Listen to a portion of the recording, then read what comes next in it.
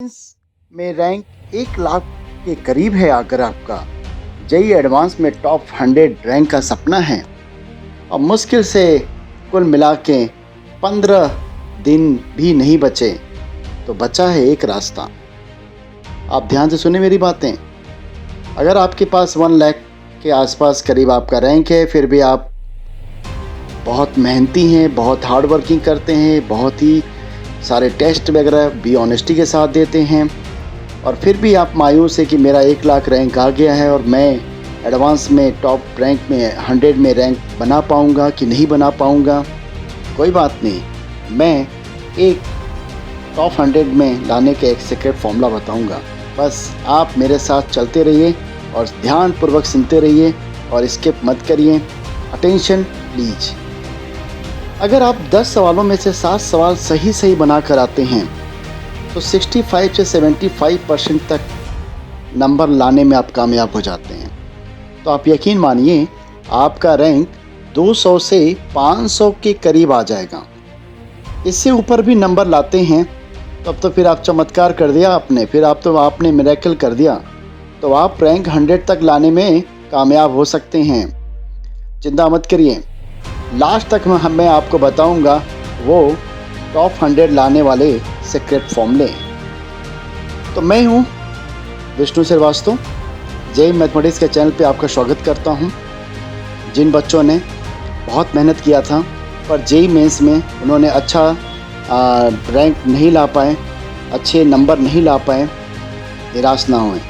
कोई बात नहीं, एडवांस तो बच्चा है, 15 दिन ही सही। तो जिन लोगों ने जेईई मेंस क्लियर तो कर लिया है, उनके लिए देश के अलग अलग आईआईटी में प्रवेश के लिए जेईई एडवांस की परीक्षा 3 अक्टूबर को होने वाली है और 15 दिन भी नहीं बचे हैं। टेंशन बहुत है, पढ़ाई कैसे की जाए, क्या प्रॉब्लम है, मन लगता नहीं, एक किताब से पढ़ूं कि 2 किताब से पढ़ूं कि 10 किताबों से पढ़ूं, कैसे एडवांस दूं।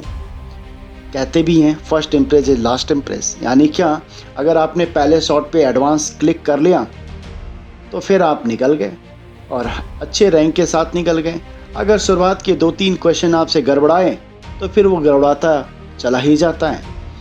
तो जेईई मेंस में आपका रैंक अगर 1 लाख के करीब भी है और एडवांस में आप 100 रैंक के भीतर लाने की सोच रहे हैं तो आप बिल्कुल कर सकते हैं। आपसे पहले भी लोगों ने ये कर दिखाया है, मैं आपको एग्जाम्पल भी दूंगा। आपको करना सिर्फ इतना है कि आप बिना इधर उधर की उलझनों में फंसे एक स्ट्रेटजी सेट करके आगे बढ़ना है। कम समय को देखते हुए ज़्यादा किताबों के पीछे भागना अब सही समय नहीं है। इसकी बजाय आपने जितना पढ़ा है उसका बार बार रिवीजन करने पर ध्यान दें। रिवीजन के बाद डेली प्रैक्टिस करने के लिए समय ज़रूर निकालें। कोई अच्छा क्वेश्चन बैंक और प्रीवियस ईयर के क्वेश्चन पेपर के प्रैक्टिस टाइम सेट करके करना शुरू कर दें। जैसे कुछ बच्चे होता है वो हमेशा कंफ्यूज रहते हैं कि मैं 1 बुक से पढूं कि 2 बुक से पढूं कि 4 बुक से पढूं, कि हमारे कोचिंग का स्टडी मटेरियल ख़राब है कि उस कोचिंग का स्टडी मटेरियल बहुत अच्छा है, मैं जो क्वेश्चन सॉल्व कर रहा हूँ वो लेवल का है कि नहीं। नहीं बच्चे, ऐसा बिल्कुल भी नहीं करना है। आप जो किताब आपसे पढ़ रहे, जो बुक आपके पास हैं, बिल्कुल उसी बुक पे आप फोकस बना लीजिए और ए टू जेड आप पूरा अच्छे से पढ़ डालिए, कोई भी टॉपिक मत छोड़िए। और जब आप स्टडी के दौरान अगर फैकल्टीज़ ने आपको बोला है कि ये बहुत इंपॉर्टेंट है या स्टार मार्क्स पे देना है, तो आप बिल्कुल उस पर भी आपने स्टार मार्क बनाया होगा।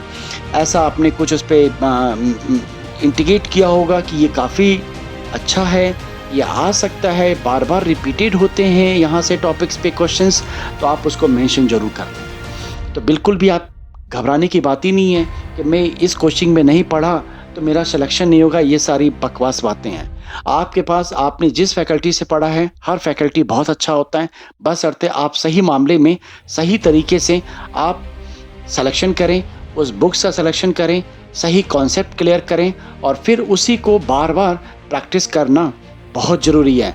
और प्रैक्टिस ही नहीं, मैं बार बार स्टूडेंट्स को बोलता हूँ, लैक ऑफ प्रैक्टिस। जो मेरे अपने स्टूडेंट्स हैं वो जो सुन रहे हैं वो इस बात को बहुत ध्यान दें, क्योंकि जेईई मेंस तो वो किसी न किसी तरीके से निकाल ही लेते हैं, लेकिन एडवांस में मामला फंस जाता है।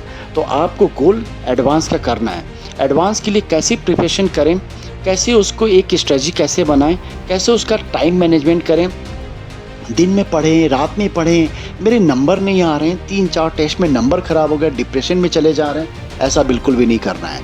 आप खुद आप हैं, आप तो अपने आप को टॉप 10 में मान के चलो, बस आप अपने आप को टॉप 10 में, ये मत मानो कि 2 लाख बैठ रहा है, 5 लाख बैठ रहा है, 2.5 लाख बैठ रहा है, ऐसा कुछ भी आपको सुनने और समझने की ज़रूरत ही नहीं है। आप बस लगे रहिए, जितना आपको टाइम मिल जाए उसी पे आप अपना फोकस करिए। तो रिवीजन के बाद डेली प्रैक्टिस ज़रूर करें। कोई अच्छा क्वेश्चन बैंक या प्रीवियस ईयर के क्वेश्चंस पेपर के प्रैक्टिस टाइम सेट करके शुरू कर दें करना। मैंने पहले भी कहा, किसी भी अच्छी कोचिंग के स्टडी मटेरियल का पूरा स्टडी करें। जैसे आप जानते हैं कि कोचिंग बहुत ढेर सारी हैं, हम हमेशा डाउट में रहते हैं कि वो कोचिंग का स्टडी मटेरियल अच्छा है, इसका अच्छा है, उसका अच्छा है। बिल्कुल सही बात है। आप अगर एडवांस लेवल की प्रिपरेशन कर रहे हैं तो आपको अच्छे क्वेश्चंस की भी ज़रूरत होगी।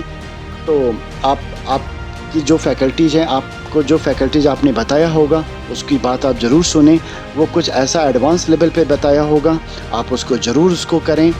और कुछ पुराने कोचिंग्स भी आप देख लीजिए जिनके स्टडी मटेरियल काफ़ी अच्छे हैं, इंटरेक्टिव हैं। और कुछ भी ऐसे हायर लेवल की बुक्स आती हैं, उनको भी आप देख लें। तो आप जिस भी अच्छे कोचिंग इंस्टीट्यूट से जुड़े हों, उनके लेक्चर्स, नोट्स को बार बार स्टडी ज़रूर करें। अब आप देख लीजिए किस कोचिंग में आप हैं, ने पढ़ा है, या कोटा से जुड़ी हुई कोई भी अन्य नामचीन कोचिंग हो, सबके टीचर अच्छे ही होते हैं, ऐसी कोई बात नहीं है। और जेई के लेवल के सिलेबस को पढ़ाने की योग्यता देखकर ही रखे जाते हैं फैकल्टीज। अगर आप इस उलझन में पड़ गए हैं कि कहीं किसी दूसरे कोचिंग का स्टडी मटेरियल आपकी कोचिंग से बेहतर तो नहीं, तब तो फिर आप बड़े कंफ्यूज हैं, फिर तो आप भटक जाएंगे। ऐसा बिल्कुल सोचना बंद कर दीजिए। इसलिए अपने इंस्टीट्यूट के टीचर्स और जो इसके स्पेशलिस्ट हैं, जो इसके एक्सपर्ट हैं, उन पे भरोसा रखें। अगर आप किसी कोचिंग संस्थान से नहीं जुड़ पाए हैं तो अपने दोस्तों से स्टडी मटेरियल जुटाएं। और आजकल तो ऑनलाइन है, उस पर PDF ढेर सारे हैं, आप आराम से मिल जाएगा। और क्वेश्चंस, मैंने पहले भी कहा कि ज़्यादा बुक के पीछे नहीं भागना है। अगर आपको एडवांस लेवल की बुक आपके पास नहीं है तो मैं आपको सजेशन देता हूं कि PDF फाइल बहुत अच्छी किताबें आती हैं, आप उनको ज़रूर से प्रैक्टिस करें। ये गलती बिल्कुल ना करें। अरे भाई, ये कौन सी गलती है जो हम बार बार करते हैं लेकिन कभी समझ में नहीं आता, और रियली में अपनी खुद फॉल्ट पता भी नहीं चलता। पता नहीं मैं एडवांस के लिए प्रिपरेशन कर रहा हूँ कि नहीं। अगर आपने वाकई में अच्छे नंबर पाए हैं, आपके अच्छी रैंक्स आई हैं, तो डोंट वेरी। और इस कंडीशंस पे आपने शुरू से ही जिन किताबों को या जिस कोचिंग के स्टडी मटेरियल को पढ़ा है उन्हें ही बार बार पढ़ें। नए को आजमाने का समय अब नहीं है। एक टॉपिक किसी और किताब से तो दूसरा टॉपिक किसी और किताब से पढ़ने की कोशिश या देखने की हरगिज़ भी ना करें।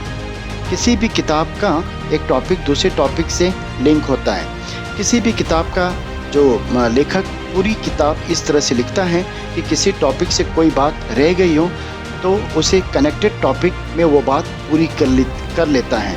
इसलिए भूल कर भी अलग अलग टॉपिक के लिए अलग अलग किताब या अलग अलग कोचिंग का स्टडी मटेरियल इस्तेमाल ना करें। अगर आप ऐसा करेंगे तो आपके दिमाग में सब्जेक्ट का जो कॉन्सेप्ट है ना, टोटली नहीं बैठ पाएगा। ये जेईई एडवांस के लिए बड़ा ही डेंजर होगा। अलग अलग टॉपिक के लिए अलग अलग किताब या स्टडी मटेरियल के बजाय एक किताब या एक ही कोचिंग का स्टडी मटेरियल आप शुरू से लेकर आखिर तक पढ़ना ही सही मामले में फैसला होगा। सही स्ट्रेटजी इसी को कहते हैं। एनसीईआरटी की अहमियत को आप समझें। मैथ्स में एनसीईआरटी एग्जाम्पलर काफ़ी उपयोगी है। जो बच्चे काफ़ी आउटसाइड पे रहते हैं, जिनके पास काफ़ी बुक्स अच्छी अवेलेबल नहीं हैं, तो एनसीईआरटी का एग्जाम्पलर उनके लिए काफ़ी इम्पोर्टेंट है। अगर पूरी ऑनेस्टी के साथ वो एनसीईआरटी एग्जाम्पलर मैथमेटिक्स के अगर आप कर लेते हैं तो आप हिट एंड बीट दोनों कर लेंगे। तो एनसीईआरटी की अहमियत को आप ज़रूर समझें, खास तौर से फिज़िक्स और केमिस्ट्री में। जिन लोगों को ये लगता है कि एनसीईआरटी की अहमियत मेंस तक सीमित है, केमिस्ट्री के अलावा बाकी सब्जेक्ट के लिए भी एडवांस में उसकी अहमियत कम हो जाती है, तो गलती करते हैं। एनसीईआरटी हर लिहाज से ज़रूरी है और हर सब्जेक्ट में ज़रूरी है।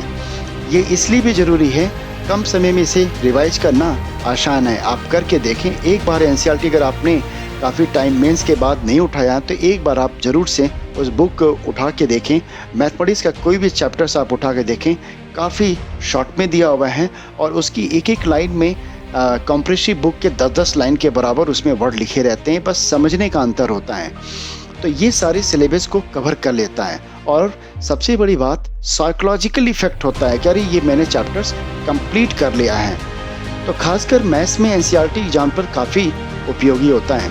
कभी-कभी इससे जेईई एडवांस में सवाल सीधे उठाकर दे दिए गए हैं, जबकि आमतौर पर कई स्टूडेंट्स में ये गलतफहमी पाई जाती है कि मैथ्स के लिए एनसीईआरटी का कोई फ़ायदा नहीं है, क्योंकि उनको ये लगता है कि इसके सारे सवाल बड़े ईजी होते हैं, बट ऐसा नहीं है।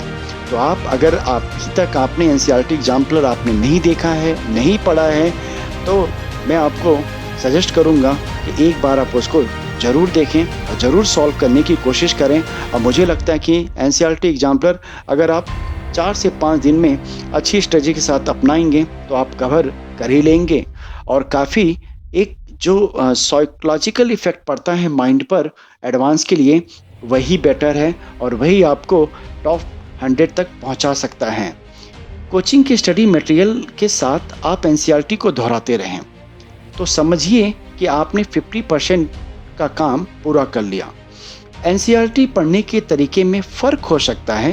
केमिस्ट्री में सबसे पहले एनसीईआरटी ही पढ़ें, इसके बाद कोचिंग की स्टडी मटेरियल को उठाएं, जबकि फिज़िक्स में एनसीईआरटी आखिर में पढ़ना ठीक रहता है। फिज़िक्स में लाइक दैट एस.सी. वर्मा की कॉन्सेप्ट ऑफ फिज़िक्स एनसीईआरटी की तरह ही पढ़ें। अच्छी किताबें हों तो अरिहंत पब्लिकेशन के डी.सी. पांडे सीरीज़ या सिंगेज पब्लिकेशन की सीरीज़ भी आप ले सकते हैं। बहुत अच्छा करें। अगर आपका परफेक्ट लेवल है तो आप एरोडो की तरफ मूव करें, लेकिन एरोडो में आप अगर आपने पहले से प्रैक्टिस करते आए हैं तो उसमें सेलेक्टेड चैप्टर ही करें। लाइक दैट जैसे आप मैकेनिक्स कर सकते हैं, हीट एंड थर्मोडायनेमिक्स ले सकते हैं, इलेक्ट्रिसिटी ले सकते हैं, मैग्नेटिक ले सकते हैं।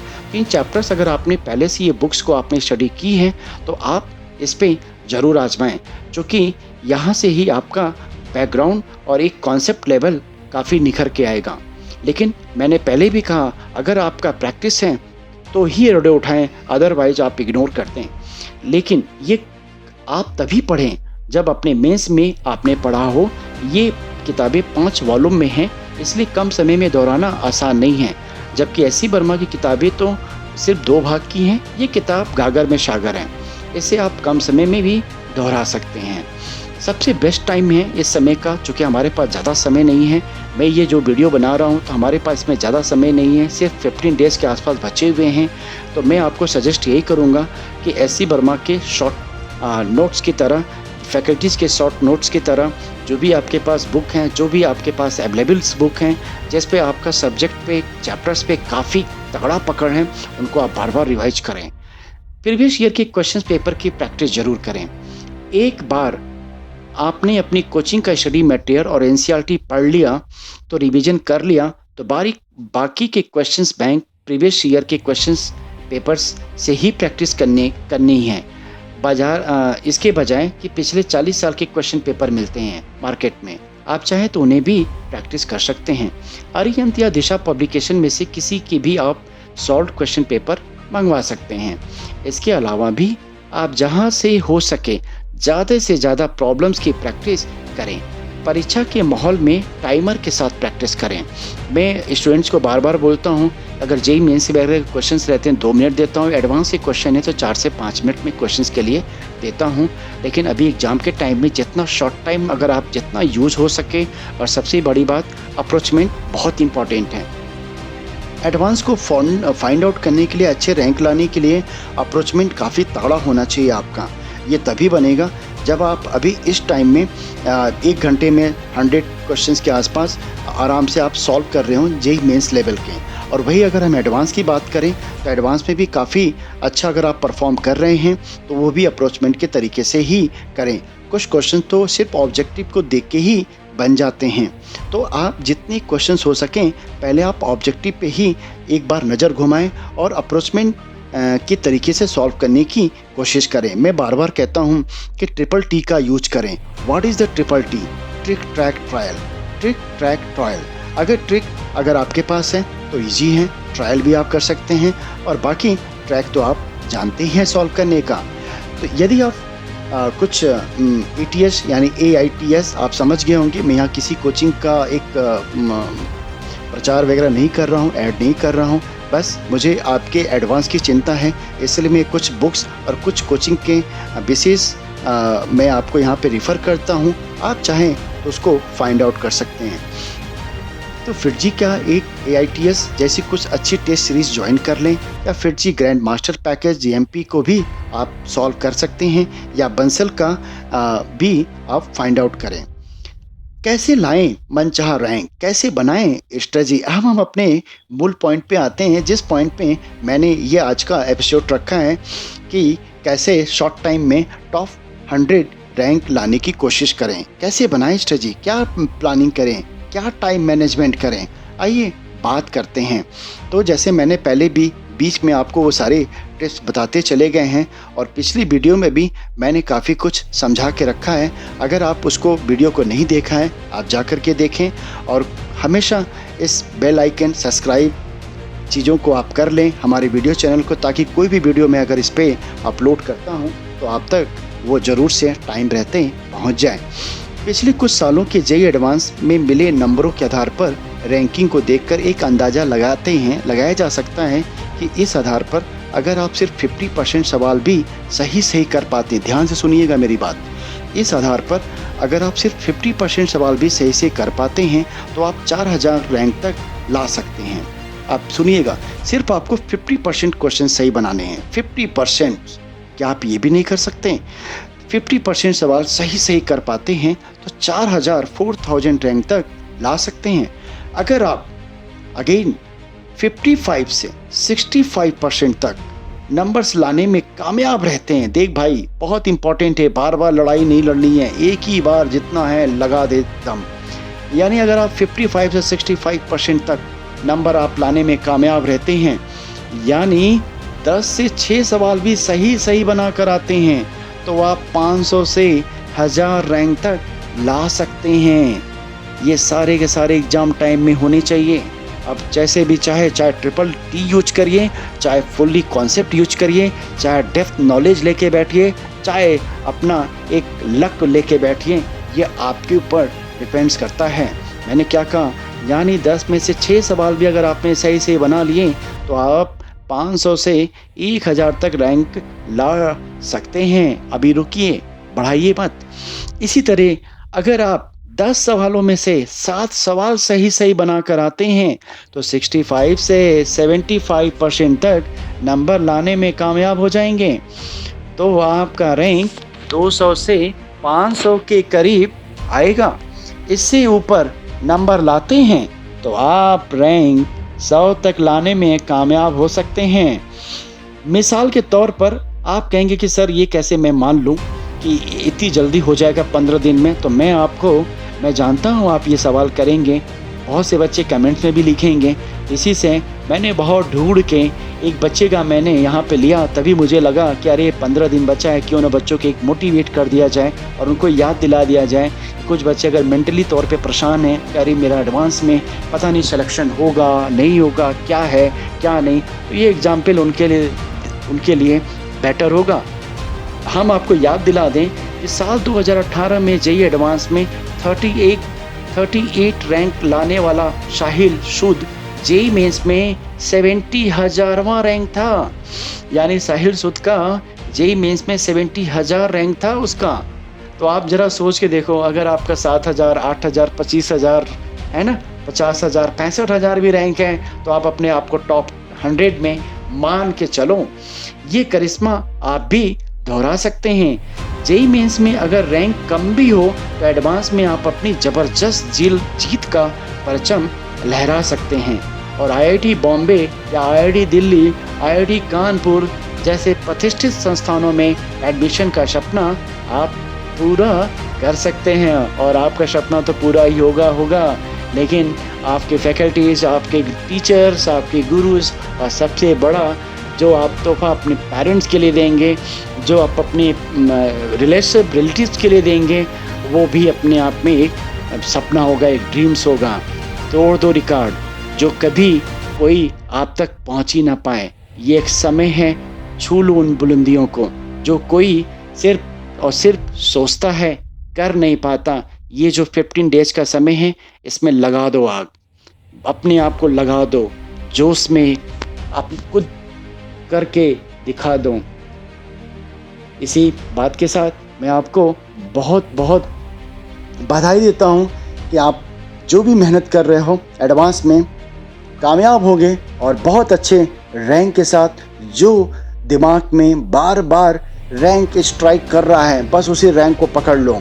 मैं रियली कह रहा हूँ, जो भी ब्रेन में आपके बार बार स्ट्राइक कर रहा है, जो भी रैंक, आप आंखें बंद करो, दिन भर मेहनत करो, पढ़ाई करो, रात को आंखें बंद करो और सो जाओ और सोचो क्या स्ट्राइक कर रहा है। 4400, 4th रैंक, 40 रैंक, कितना सोचो, खुद ड्रीम में जाओ और देखो रिजल्ट आएगा। एक बार डूबो तो सही, मोती ढेर सारी है, उनको निकाल लो। वो भी मोती कैसी, जो आपका फेवरेट है, जो आपका ट्रेड पसंद है, जो आपके आईआईटी कॉलेज में जाना है, एक बार उसको ज़रा चेकआउट तो करो, एक बार लगाओ तो सही। चलिए, बेस्ट ऑफ लक। 3 अक्टूबर का एग्ज़ाम देना है आपको, खूब अच्छे से हेल्दी रहिए। और लास्ट वीडियो अगर आपने नहीं देखा है, मैंने उसमें बहुत बातें की हुई हैं। मैंने सिर्फ इस वीडियो में, इस एपिसोड वाली वीडियो में मैंने सिर्फ ये बताने की कोशिश की है कि अगर आपका लाख रैंक है, 1 लाख के आसपास रैंक है, तो आप चिंता ना करें। साहिल सूद को देख लीजिए, 2018 का 36 रैंक आया हुआ है, उसका 78,000 रैंक जेईई मेंस में आया था। तो आप भी कमाल कर सकते हैं, बस आप अपने आप पे विश्वास रखिए। धन्यवाद। बेस्ट ऑफ लक बच्चों।